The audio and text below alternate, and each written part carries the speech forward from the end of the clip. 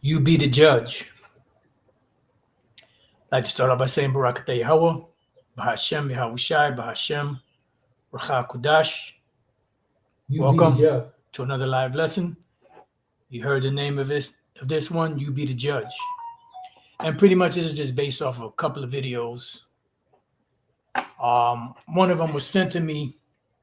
Actually, it was posted like not yesterday. I think it was the day before yesterday, if I'm not mistaken, by the brother Korai Bad from the Houston camp. He posted it in the live comment section. And, I just wanted to highlight this because nothing speaks volumes like receipts. You can say this guy said this and this individual said that, this individual said this, but when you have the receipts, then they can't dispute that. So I'm going to play this clip, some of this, fair use. I'm not making any money off this content. This is for educational purposes only. I don't own this material. I'm just, playing it, for information purposes. And I'm going to play this so you can see this is Bishop Nathaniel, years ago on Jacob's Trouble. And you be the judge. Did he say that there was nothing happening at that time to bring about Jacob's trouble? Or did he say there was not going to be any Jacob's trouble? You be the judge. And let me know if you can hear it. Should be able to. There's nothing at the beginning. All right, watch this. Remember now thy Creator in the days of thy youth, while the evil days come not. Now, this was some time ago. Like someone said a while ago, they said, Bishop Nathaniel, you said there's not going to be a time of Jacob's trouble. If you listen closely to what I said, oh moron, I said back then, which was 5 years ago, we were not in Jacob's trouble at that time. Okay, so let me know if y'all can hear. Just want to make sure that, everyone can hear what's going, on. You should be able to, because I clicked, I clicked the, for the sound to be on. Okay, beautiful. Tawada, bro. All right, so I'm gonna continue now. Listening is an art. Yeah, listening is an art. And we listened. But deception is an art too. Sleight of hand is an art. And that's what you're doing. And you're going to see for yourself.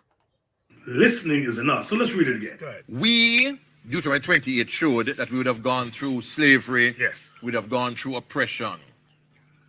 What is next to happen to us? Liberation through Christ, or will there be something else, another form of slavery that we will go through, another tribulation that we'll go through before Christ established the kingdom? You understand what I'm saying? Yes, I understand. What's going to happen? Will there be, yes. What is going to happen before Christ makes returns? His second Is there going to be another persecution? persecution? There's going to be war between the nations. Yes. Okay. The European Union will crumble. Okay. They will despise and fight against Babylon the Great, which is the United States of America. And it will burn America with fire. So Europe is going to go to war with America. Yes. Yeah. But in terms of us black people now, will we go through another kind of slavery, another the tribulation that slavery was representative of? Give me Noah, Matthew 24. You know what I want? So Christ, what will happen to us immediately before Christ returns? I'm going to show as a people, as a race. As a race. Yes. You know what I want right there? Yes. Yeah. Matthew 24. Come on. Yeah. As it was. Yeah. You got it for me? Yes. Verse 38. Matthew 24, verse 38. So to 37. 37. But as the days of Noah were, so shall also the coming of the Son of Man be. For as in the days that were before the flood, they were eating and drinking, marrying and giving in marriage, until the day that Noah entered into the ark, and knew not until the flood came and took them all away. So shall also the coming of the Son of Man be. So that's going to be the outcome. We're going to be carrying along like la-di-da, like you're doing now. So everything going all right. That's right. War will be going Carnival, on. excitement, and so on. Then war will pop off. So we Missiles as a will people, come. will not go through an ethnic kind of a persecution. No, that no. won't happen. Nope. Someone said a while ago. So y'all heard it. He said, we as a people will not go through an ethnic, cleansing or ethnic oppression or something like that. And Bishop Nathaniel said no. So you be the judge. I'm gonna play this again because whoever put this together, they allowed it to, they played it twice. All right. So I'm gonna play it again, but before I play it, I want to bring up a couple of precepts so that you be the judge. And this goes out. This doesn't really go out to the GMS members that that are down by law, with Yahweh Bashem Yahushai. This pretty much goes out to window shoppers of the IUI Jacob's trouble, or did he not say there was going to be a time of Jacob's trouble? The evidence is there. The receipts are there. Proverbs 12:22. Lying lips are an abomination to the Lord Yahweh Bashem Yahushai, but they that deal truly are his delight. Lying lips are an abomination to the Lord, but they that deal truly are his delight. Lying lips are an abomination to the Lord Yahweh Bashem Yahushai, but they that deal truly are his delight. So a lying lip or lying lips, loose lips sink ships, but lying lips are abomination to the Lord. The Lord don't take too kindly to ninjas who loud talk them and lie. All right, so let's go from there to Proverbs 6 and 16. And I'm going to play that again before we move on to the next thing. These 6 things does the Lord hate. Yea, 7 are an abomination unto him. Notice, these are abominations. Abomination is a filthy, wicked act. So just lying alone is a filthy, wicked act. And that's in the law. In the book of Leviticus, the 19th chapter, you ain't supposed to lie. Because another individual said, show me in the law where I ain't supposed to lie. That's why they said, yo, Ramlab, you piece of shit. It says, these 6 things of the Lord hate, yea, 7 are an abomination unto him. A proud look, which a lot of these individuals have. A what? A lying tongue. And hands that shed innocent blood. So on the top of the Most High's list of things that he hates is a lying tongue. Let's get one more.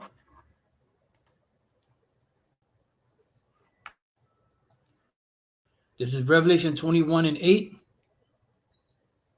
But the fearful and unbelieving and the abominable and murderers and whoremongers and sorcerers and idolaters and all liars shall have their part in the lake which burneth with fire and brimstone, which is the second death, which are the missiles hitting America, the lake of fire. All right, which they say that now they're teaching. They used to teach it was the missiles hitting America, America, Babylon the Great being on fire. Now they're saying that it's an actual place where you go and burn forever in hell. Okay, well, if there is a hell, which there isn't, that's where you're gonna go because you're a liar. It says all liars. It says that lying is abomination. Lying lips are an abomination to the Lord. The Lord hates lying lips because loose lips sink ships. So let's listen to that one more time. Ago, they said, Bishop Nathaniel, you said there's not going to be a time of Jacob's trouble. If you listen closely to what I said, oh moron, I said back then, which was 5 years ago, we were not in Jacob's trouble at that time. Listening is an art. Listening is an art. So let's read it.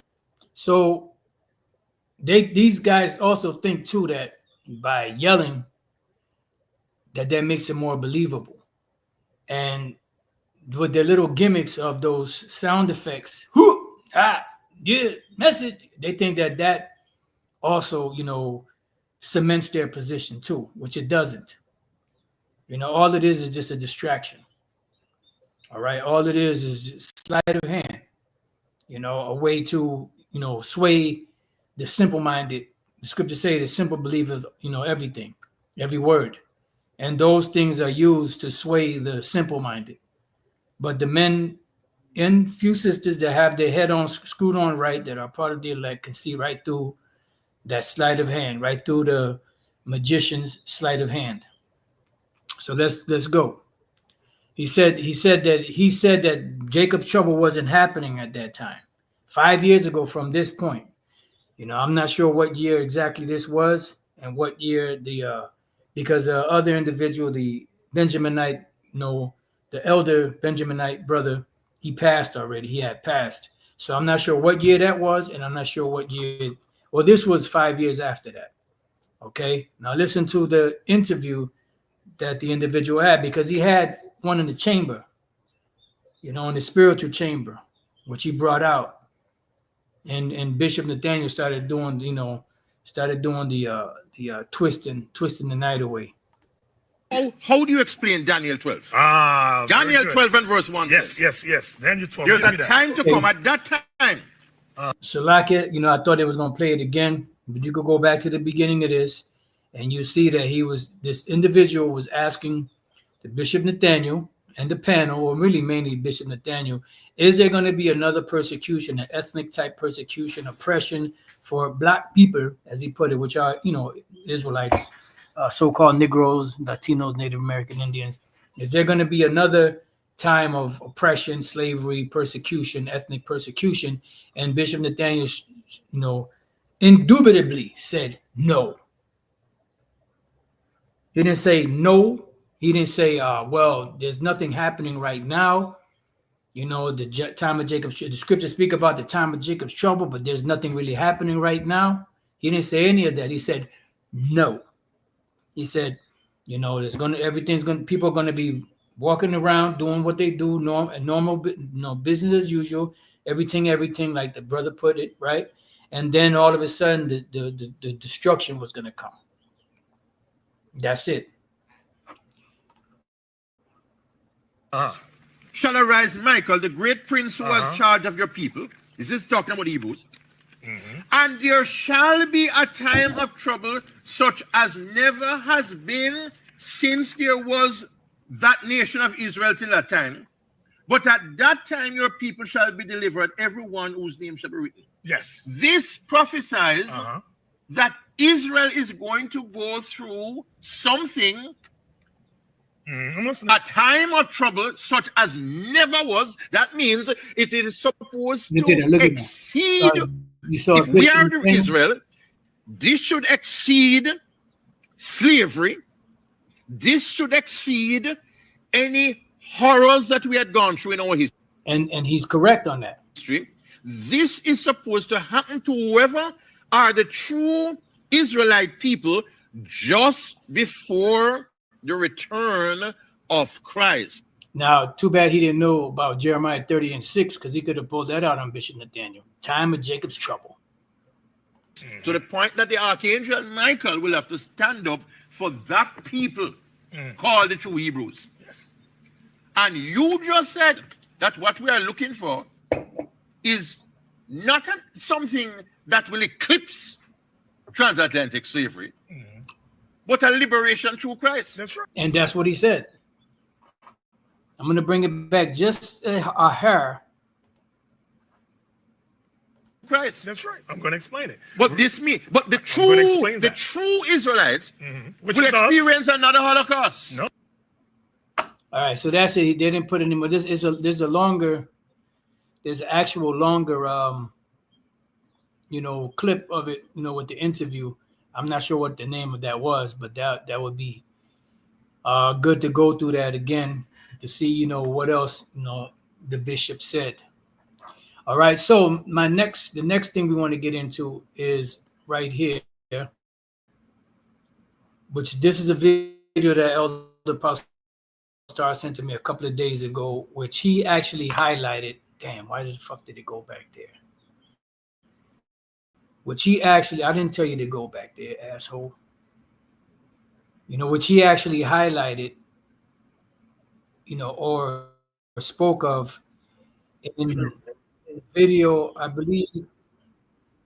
And I hate this guy's voice, man. This guy is a super pompous scriptures in individual. the whole. The dude is if you leave it around there. Matter of fact, I'll try to bring it back a little bit more because it's, you know, for some reason this thing is acting up. It was playing fine. And look at this, people, you know, all kind of flame. Oh man, wow, you got, oh my goodness, you brothers, man, y'all just tore this MOTB thing up. No precepts, as the Elder Apostle Gabar always points out, no precepts. You know, all, you know, empty praises, empty calories. You know, what coughing, you know, all coughing, all fire. Oh my God, 100. Oh Lord, praises and claps for what? This guy ain't said nothing. Now, what I want to highlight is his, you know, his breakdown, his I don't even know what to call it, his breakdown of the 666, which is laughable at best. You know, at least he said this is what, no, this is something that he, I don't know if he said if something that was revealed to him or something that he believes personally, whatever, but this is madness. All right, this is madness. But let's listen. And the Elder Apostle Tahar, he touched on it a little bit, but then by this point of the video, he pretty much had enough of this video, of this guy right here. But let's go. You know, hey, go back to Revelation 13, read 17 and 18. Revelation chapter 13, verse 17. Come on. And that no man might buy or sell, save he that had the mark. So we went over how the U.S. has had the power for years, right, to establish sanctions and embargoes, but it's going deeper. It's going in. Yeah, it's supposed to go to all the people too, because an embargo only works on, you know, nations, you know, these different nations that trade, you know, through their, you know, through the shipping or through the shipping docks. That's what it affects. Anyone that doesn't, you know, play nice with America, they pretty much, you know, blacklist them or blackball them from making money, you know, and they have to go other avenues. That does not apply to all the people of the planet, you know, because the people of the planet, you know, although they may be affected by it because there may be certain products they want from certain places, but it doesn't affect them as far as buying or selling. It only affects that particular nation, you know, and they can sell to other people. This MOTB is going to be a global thing. That's why Yahushua said, you know, because you have kept the word of my patience, I also will keep thee from the hour of temptation, which shall come upon all the world to try them that dwell upon the earth. Because it's going to be a worldwide thing that's going to affect everybody, all men, women, children. All right. And no one will be able to. Right now, anyone could go buy or sell. You could give a 2-3-year-old child some change or $1 in their hand and send them in the store, or you be with them in the store and they can go and grab some chips or candy or whatever it is they want and go pay for it at the counter. All right. An embargo is not going to affect them. All right. So an embargo is only going to affect that particular nation. This MOTB is going to be a worldwide system that's going to be in place, which is going to be a digital system, which is going to operate under digital currencies, which is going to be used, you know, the money that's going to be used is going to be the micro CHIP that's going to affect every single person on the planet that is in this within the system, that they will not be able to buy or sell unless they have that MOTB. It's just like you having, you know, there being certain restaurants or certain clubs or events that are made specifically for people with invitations to that particular event. And if you don't have an invitation, you can't get in. Well, that's what the MOTB is going to be.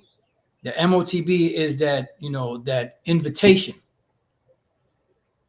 And if you don't have that invitation, you won't be able to get into that event and partake in that event, whatever it may be. Okay, so let's go back. Into like what they brought out with the uh central banking digital currency or whatever. Yeah, central banking, CBDC, central bank digital currency, which pretty much they're talking about now because the Bishop Nathaniel brought it out. If Bishop Nathaniel, because he even gives, and you can see the pantomimes, like this guy, he just right now he's just mimicking what he heard. He don't know what the fuck is going on with it. He just, it's just the central banking, whatever it is, he don't know what the hell is going on. He's just mimicking what he heard his general say. But this system is going to be the thing that ushers in trade or the economy of the future. Okay. And they're talking about it now because years ago they laughed at us about it. Years ago, they said, "Kaden, if anybody knows where that video is at, Babakusha, you know what to do." If anybody knows the video where Bishop Nathaniel said, "Can somebody tell me what RFID has to do with buying and selling?" A sister told me that her dog has a micro C hip. I told her, "Well, sister, maybe your dog can buy some lamb for you." He said RFID is used for tracking. Now all of a sudden he's sliding every time some more receipts come out, he has to, now I got to revisit it. I know he's mad because every time something comes up, he has to go back, revisit, and make some shit up. And that's why these individuals, they're going into Revelation 17 about the cup and the forehead, and that has nothing to do with Revelation 13. They're just mimicking what their illustrious leader, said. That's why this guy is, rubbing his face. He's looking up in the air. He's like, damn, is this class almost over? He might be looking at the time, you can see he has a look of discomfort. He has a look of discomfort. And they don't want to talk about this, but they have to because the MOTB is prevalent everywhere. The micro C hip is everywhere. Whether it's, Neuralink, which Trump just made Elon Musk, a part of his cabinet, so what Elon Musk is about. He's about, the Neuralink, and then other individuals that are all about this because a while back, Trump said he wasn't down with that digital currency stuff. Now, all of a sudden he is. So does he have dementia or, is he a part of, the plan? Back then he said that to get on a good side of certain people. And now he's saying something different because the masters behind the scene are telling him what to do. They're pulling the strings, and that's why they have to keep talking about these things because years ago they ridiculed us about that. Now the Bishop Nathaniel, he went into a whole, this is about maybe a year and a half ago, maybe 2 years ago. Elder Pastor knows better. Where he spoke about digital currencies. He did a whole lesson on digital currency. Where he even said they might throw a micro C hip in there. Why the fuck do you think he said that? Because he's trying to cover his ass. Because the receipts show here that his ass was hanging out in the wind.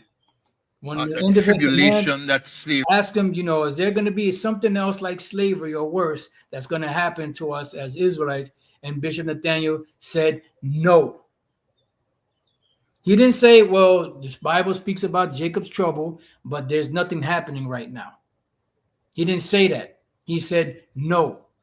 So now with the whole, MOTB thing, he's saying and doing things and doing certain lessons to cover his ass. So when the time comes where they make it mandatory, he said, I've always been talking about that more. And if you listen good, I said that they might throw a micro C hip in there, but it wasn't time then.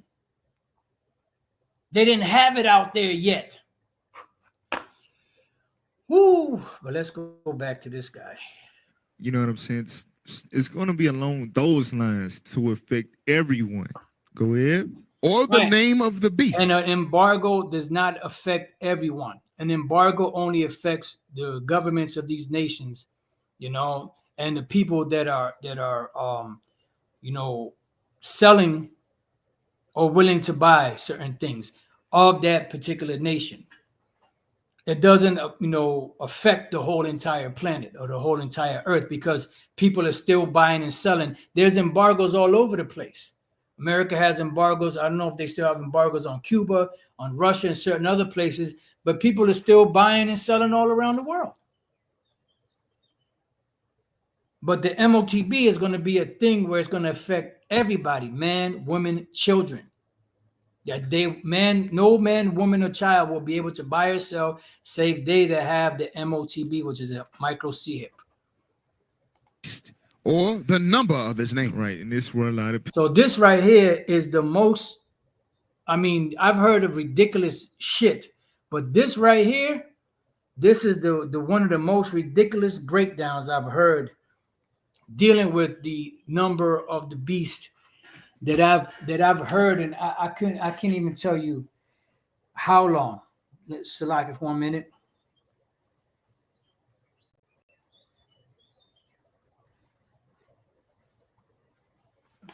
Okay. So let's go. People get retarded too. Watch this verse. People get retarded too. And you are retard means slow.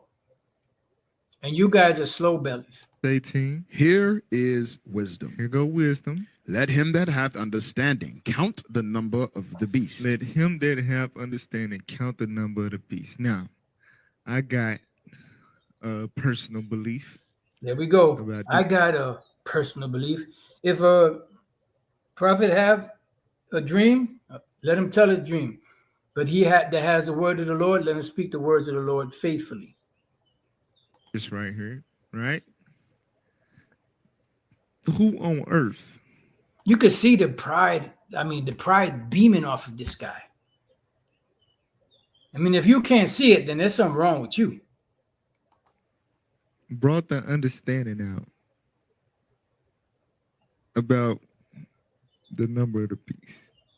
The general, Bishop Nathaniel. Read it again. Here is wisdom. Well, wait a minute. He said, who's the one that brought the understanding of this? But then he said he has his own personal beliefs about it. Is that double talking or what? Him that hath understanding. I ain't gonna say nothing else. Go ahead. Count the number of the beast. Come on. For it is the number of a man. Of a what? Amen. They go back to the 2 Thessalonians 2. The man of sin. That wicked. Well, yeah, of course. The man of sin is Esau. There's no mystery there. Well, not to us anyway. So you're right about that. Edom. Esau. Yeah. Go ahead. And his number is 666. So now listen to this ridiculous breakdown. You talk about reaching, you talk about twisting. Oh my Lord. But you're gonna have simpletons here like, oh my God, fire, that was the most illustrious breakdown I've heard in my life. My goodness, man. You put the smack down on the MOTB, brother. Oh, 600, 3 scores, score is 20. So 3 score is 60. So 660 and 666. Now, like I said, him that have understanding, our bishop, they made it plain. You understand? But we gonna help y'all out because I know, y'all just Jay-Z, Beyonce, and all of that. They're weird. Shut your black lips. But go to the second edge quick. So this is what it's going into. So he's the going to book go of to Second Esdras, chapter 6, verse 9. For Esau is the end of the world. So the Bible says Esau is the end of the world. And we know that Esau is the man of sin. We know that he's the beast, There's no mystery there to us. Go ahead. And Jacob is the beginning of it that followeth. Now, we dealing with the book of Revelation, which is all about the world ending. You understand? And Ezra said Esau is the end of the world. Now, what the hell they got to do with 666? 6. Well, it does have something to do with it because Esau is the man of sin, the Edomites. They're the ones that is putting this system in place. So it does have something to do with it. Let's see, Revelation 6 and 12. Now we're going to Revelation 6 and 12. So boys and girls, let's go turn your Bibles to Revelation 6 and 12 because he's going to break down the first 6. Read that. The book of Revelation, chapter 6, verse 12. Come on. And I beheld when he had opened the sixth seal. The what? The sixth seal. The 6th seal. Come on. And lo, there was a great earthquake. That great earthquake is talking about World War III. You understand? In which the white man is going to be the main character. Now, go to Revelation 9 and 13. So we dealt with what? The 6th seal.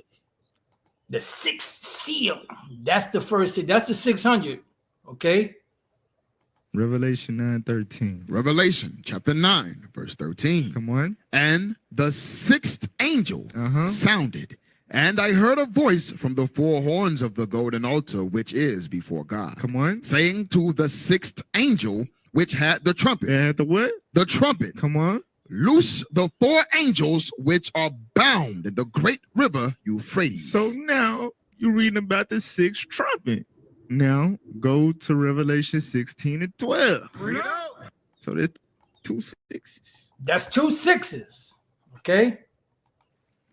Revelation chapter 16, verse 12. And the sixth angel. The what? The sixth angel poured out his vial upon the great river Euphrates, and the water thereof was dried up, that the way of the kings of the east might be prepared. That's the dragons of Arabia now. That's right. You understand? What are they going to team up with the Iranians and all of them to prepare for World War III against who?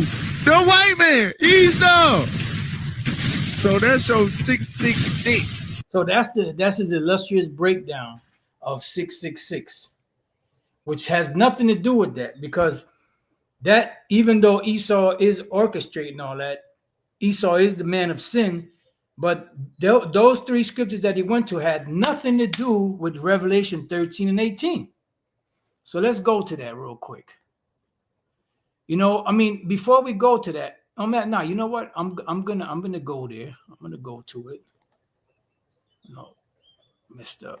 Revelation 13 and 16.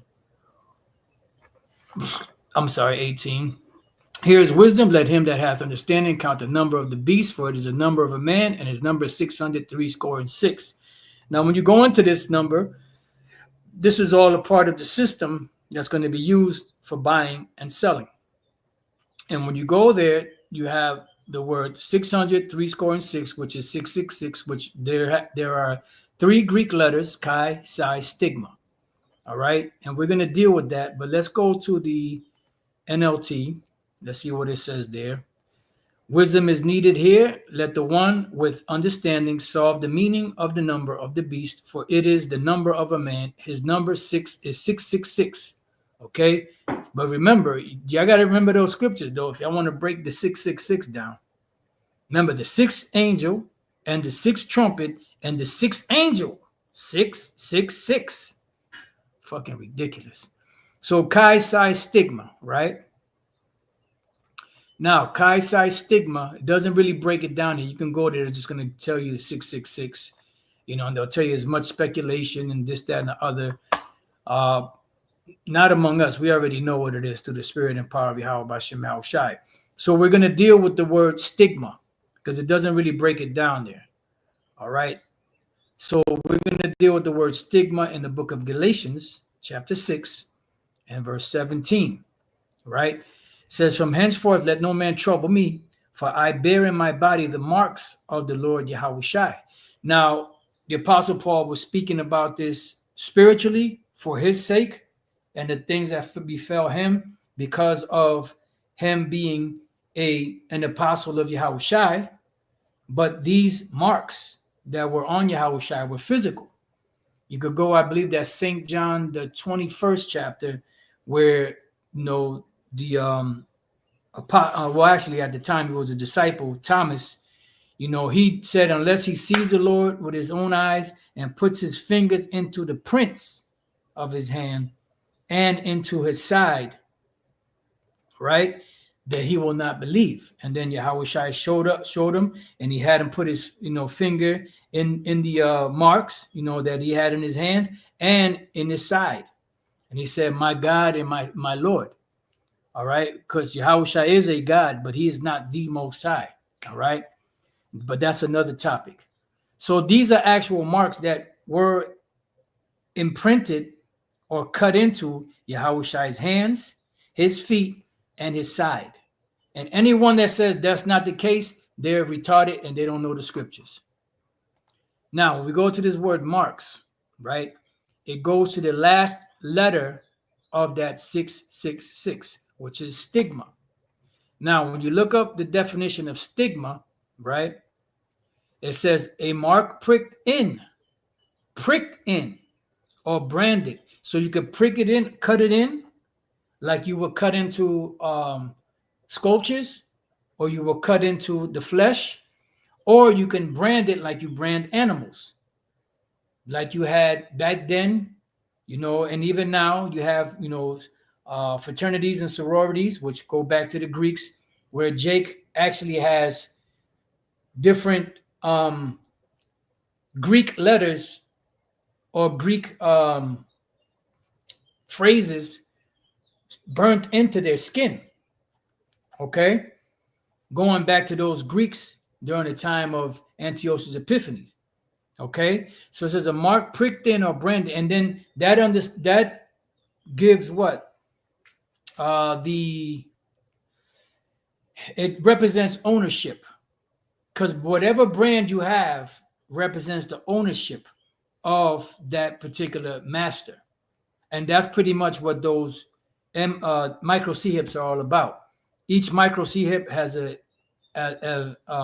unique individual number that is going to be assigned to each individual, and those numbers of those micro C-hips will be, trying to word it the best way I can.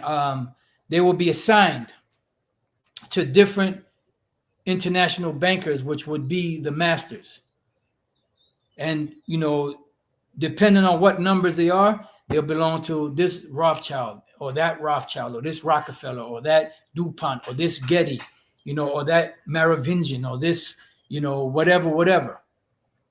And that represents ownership. Just like when you go to the farm, right? Those of you brothers that have been on farms, because I know I do a walk, and sometimes I'll see, cattle and horses, and they'll have brandings on it. Those brandings are a representation of ownership. These cows or these horses or these, rams or these sheep belong to such and such. They belong to Mr. Gilmore. You landed on Mr. Gilmore property. Inside joke, right? And that's how, when you go back into the law, if you found your enemy's rams or his goats or his sheep going astray, or his ox, you were supposed to bring it back to him. So how did you know who that ox belonged to? By the marking on that particular animal or cattle. So that's what the micro C-hip is all about. It's a mark of ownership, them staking out their property, right? So it says a mark pricked in or branded upon the body, to ancient Oriental usage, going back to the Orient, which is where? In the East. Slaves. And that's what people are going to be. Right now, we're contractual slaves. Esau wants to make perpetual slaves by marking or branding them with this, with this MARK, the micro C-hip, which is a badge. Just like you have a badge to get into work, and you have to swipe the badge. I've worked for Amazon before, so they give you a badge, and you have to swipe the badge in order to get into the building. Okay, so that's the badge to be able to maneuver in this new digital system. And you have examples out there.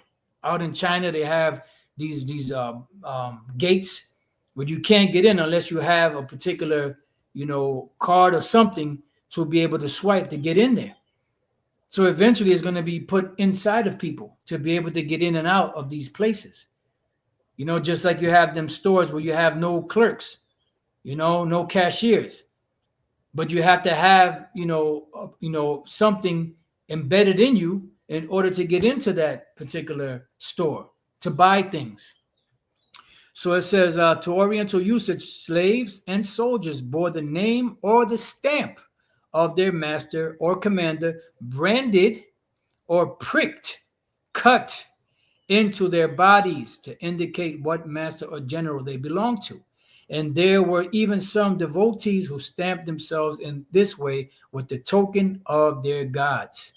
Okay, so it's something that's stamped in, just like Yahushua had those cuttings into his flesh. That's why they have something called stigmata now. Stigmata is this so-called people, bleeding from their forehead or bleeding from their hands. This is the stigmata, the stigma, the cutting into Yahushua's hands. That's what the last letter of that 666 goes back to, stigma. All right, now let's go back because I want to get something else here. Well, that was Galatians. Let's go back to Revelation. Come on, baby. There we go. And let's get the word M-A-R-K. And that no man might buy us. This is Revelation 13:17. And that no man might buy or sell, save he that had the M-A-R-K or the name of the beast or the number of his name. So the M-A-R-K, I just want to show you here. I believe it's in the first one. The word there is charagma. It says a stamp, an imprinted mark, printed in, cut in, of the mark stamped on the forehead or the right hand as the badge, or the slave pass or the pass to get around maneuvering the system of the followers of the Antichrist, which are many anti-messiahs. Okay. And we're going to go back here because it's like I said, it's not going to really say much here, but we're going to just read it anyway. Kaisai stigma. And I want to show you something that his breakdown of the MOTB is just as ridiculous as something I'm going to show you. And what I'm going to show you, you might have a better chance of believing that than believing the nonsense that came out, the verbal diarrhea that came out of that guy's mouth. So 666, the meaning of which is the basis of much vain speculation. That's all they say. They don't really say much. And it's not vain speculation. It's you have, that's why see here they say vain speculation because they don't have the understanding. That's why it says he that has wisdom, let him, he that has the understanding. Obviously, these individuals that put this together here and made this statement do not have the understanding of what it is. All right, so let's see what else it says. Greek as a number, dating, respectively, and they don't really say much. Okay, so now let me show you. Lord's will, I may touch on this if the Spirit allows, but his breakdown of Revelation 6, of 666, which he said Revelation 6 and 12, the sixth seal, Revelation 9:13, the sixth angel, and Revelation 16:12, the sixth angel. That's the 666. And who's going to bring that? The so-called white man, Esau. And that's his illustrious breakdown of the 666. And even the elder put this guy is an idiot. So his breakdown is as believable as this, right? I'm going to show y'all, right? This is the MOTB, right? Because the ISUPK years ago said that King Solomon had the mark of the beast, right? And I asked Apostle Gabar, you think they use this scripture? And Apostle Gabar said, look, brother, they ain't that deep. Salaki, I just had to share that with you. 1 Kings 10 and 14. This is King Solomon. Now, the weight of gold that came to Solomon in 1 year was 666 talents of gold. So, oh my God. So King Solomon had the MOTB, right? His breakdown is about as ridiculous as this being the MOTB. NLT, each year Solomon received about 25 tons of gold. NIV, the weight of the gold that Solomon received yearly was 666 talents. That's the 3 sixes, brothers and sisters. See? King Solomon had the MOTB. Come on, man. That's about as ridiculous as that. Now, let's go to the other one. St. John 666. Uh-oh. The 3 sixes. You know? It says, from that time, many of his disciples went back and walked no more with him. So I guess they had the MOTB, right? And this happened to fall on 666.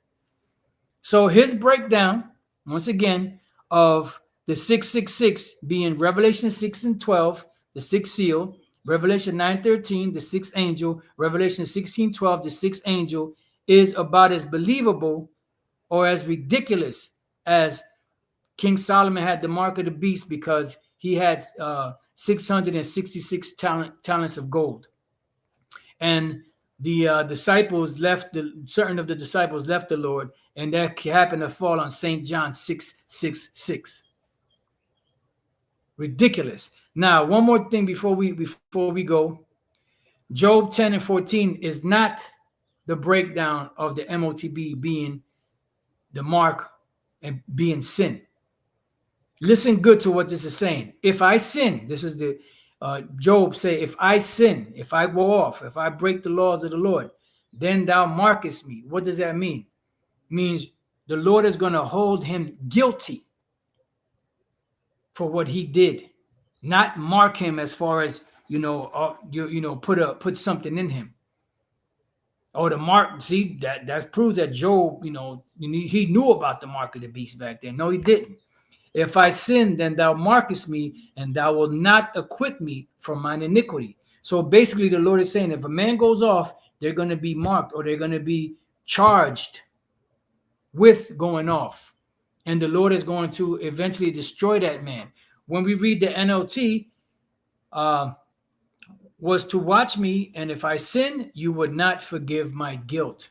See? NIV, if I sin, you would be watching me, scopeoing me, right? And would not let my offense go unpunished. Now let's go from there to Psalms 32 and 1. Blessed is he whose transgression is forgiven, whose sin is covered. See? Whose sin is covered or forgiven or blotted out, not being charged with it.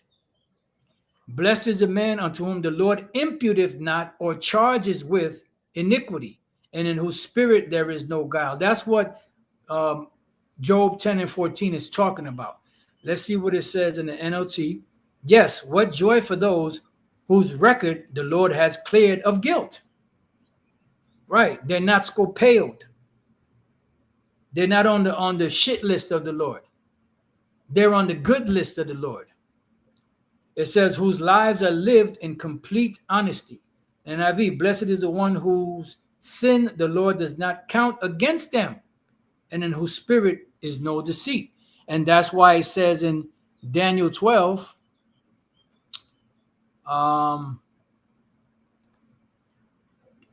towards the end of 1, and at that time shall Michael stand up, the great prince who standeth for the children of thy people, and there shall be a time of trouble, such as never was since there was a nation, even to that same time, which is the time of Jacob's trouble. And at that time that people shall be delivered, meaning the elect, everyone that shall be found written in the book. See? So the ones found written in the book are the ones that are part of the elect, that were set aside, that were pardoned, that were sealed from the destruction, that were given that thawah, the spiritual mark of the Lord, to be exempt from judgment. Okay, and many of them that sleep in the dust of the earth shall awake, some to everlasting life, and some to shame and everlasting contempt, because you're going to have those that are going to be destroyed, that the Lord marked, scopeoed, and charged with sin. Job 10 and 14 has nothing to do with the MOTB, and it has nothing to do with saying that the mark is sin. Matter of fact, let's just take a look at what the word for mark is there, and then we can close it out. Markist. Shamar, which means to watch. And then that goes hand in hand with the word mark, mark them which cause division, which is the Greek word scopeo. These two are synonymous. This mark, shamar, in the Hebrew, with the mark that the Apostle Paul said, mark them which cause division, scopeo, these are synonymous with each other. You could use those in conjunction. One's from the Hebrew, one from the Greek. But the mark from Revelation 13 and 16 down has nothing to do with this mark. It has nothing to do with the mark of Ezekiel 9 and 4. And these guys, they try to use, because it says mark in English, they try to use it from the Old Testament to the New Testament without going into the actual Hebrew. And that's why they were getting on us, lemur, buggy eyes, getting on us because, we go into the Hebrew and the Greek. That's what these guys could never break down their doctrine in the English. They got to go to the Paleo Hebrew or to the Koine Greek. Yeah, because that's what the Bible was written in. So if you don't understand, should you not go to the original language to get a better understanding? Is that not what our forefathers said? Let's leave you with this real quick. And I'll say this, if you guys get bored, move on. If the video is taking 10 minutes longer than it usually takes, well, move on. There's plenty of booty shaking videos out there you can go watch. There's plenty of gossip talk. There's plenty of Wendy Williams out. You can go watch the new Wendy Williams, of this era, which is the Prince of the Power. It says this is the middle of the prologue of Ecclesiasticus, which was written by Jesus or Yahushai, the son of Sirach. Wherefore, let me entreat you to read it with favor and attention, and to pardon us wherein we may seem to come short of some words. Why? Which we have labored to interpret. It took time to be able to find the right words to bring it from the Hebrew into another language. For the same things uttered or spoken in Hebrew and translated into another tongue have not the same force in them. So if they don't have the same force in them, what should you do? Go back to the original language to be able to see and get a better understanding of what's being said. And not only these things, but the law itself and the prophets and the rest of the books have no small difference when they are spoken in their own language. Okay? That's why we go to the Hebrew, the Paleo Hebrew, or the Koine Greek. And we don't always break it down into English, even though we do, because the English, you don't know what's being said unless you go back and you research what is being said. So I left both of these videos in the description box. I doubt if y'all want to hear any more of this guy right here, but be my guest. So with that, I pray that you brothers and few sisters have been edified. Oh, and if any of you happen to find that video, the rest of this video here, and there was another one I had mentioned. I think I mentioned another video that if brothers knew where it was at, you can post it up, but I can't remember right now. But anyways, with that, I pray that you brothers and few sisters have been edified. To the next time I say, Shalom.